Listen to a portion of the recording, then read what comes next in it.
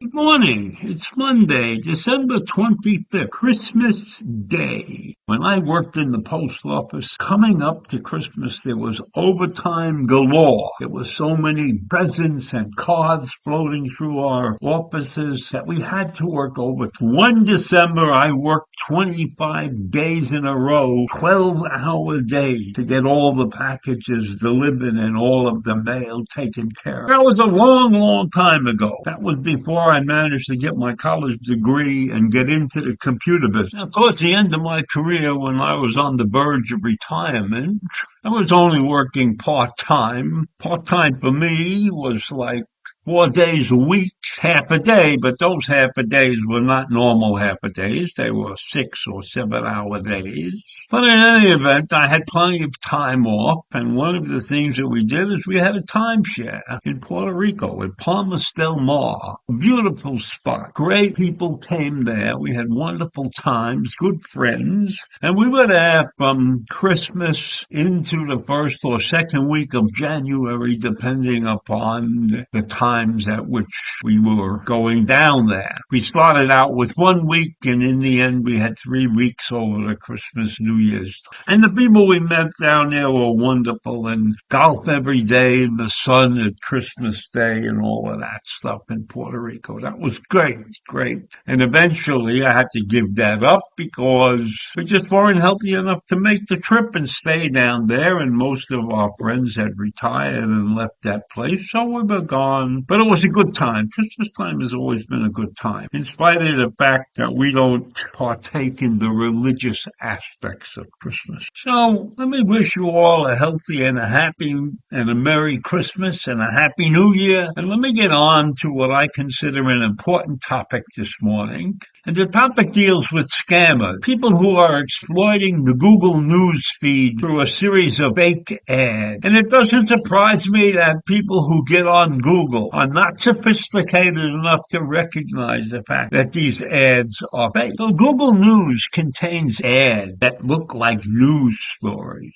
They are cleverly disguised, and they are actually scams. These are put there by cyber criminals who try to fool users with fake versions of newspapers. Now, that doesn't surprise me at all when I listen to a lot of the crap that people say in meetings that I attend, and they talk about things that they got off Google and other news channels, and they don't recognize the fact that when you're getting stuff from your TV screen through Google or one of the other apps out there, anybody can put anything out there. And it shows that Google is nowhere near keeping up with its own format, while placing the responsibilities on others. That's a Google statement. They want to blame the users for the problems that are portrayed on their channel. But these channels, like Google, those are huge entities. They are getting information from all over. It is impossible, in my mind, for them to track everything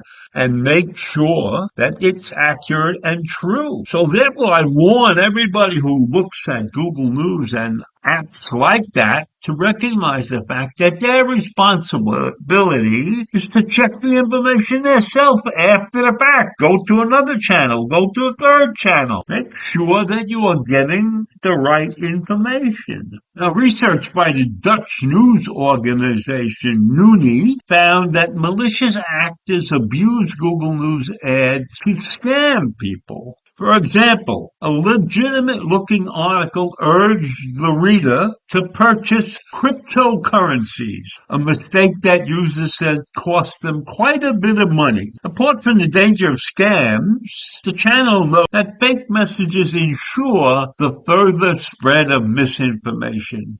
And it also damages the reputation of news sites.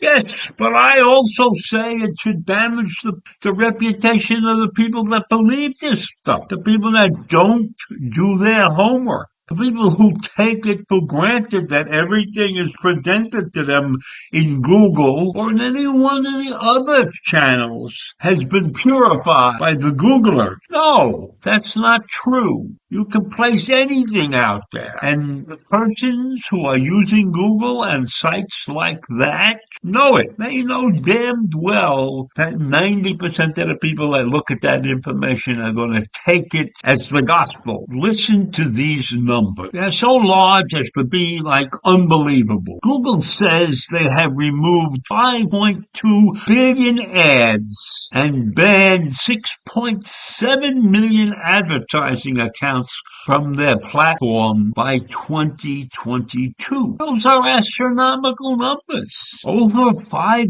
billion ads that were taken down by Google itself. Google is able to remove these ads because they have thousands of employees and automated detection systems that helps them remove these ads. And it's constantly working on new methods to spot and flag poor content or thieving content or whatever kind of content you want to call it. And it works very, very hard to destroy, to keep advertising unsuitable for children off its platform. But this doesn't always go smoothly. Let's recognize the fact. The numbers prevent it from going smoothly. And this year alone, Google was attacked with malware, and it used the Google ads to spread its message.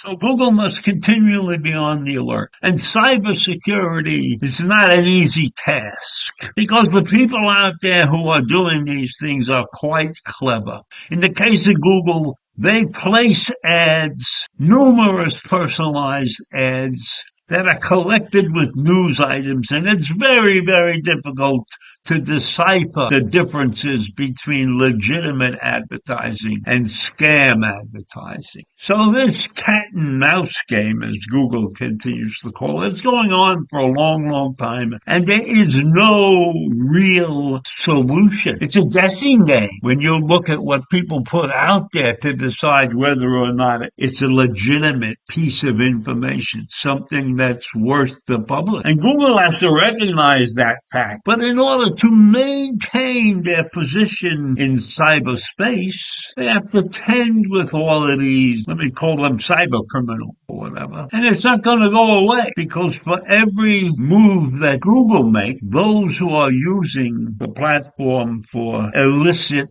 means will find a different way to attack. So Google must recognize that this is part of the business. Staying on their toes, so to speak, part of what makes Google a great app or not such a great app. So I'll leave you with that this morning. Do not believe everything you see on the internet. Do some homework. Make sure that you can qualify the information that you get. Have a great day. Bye.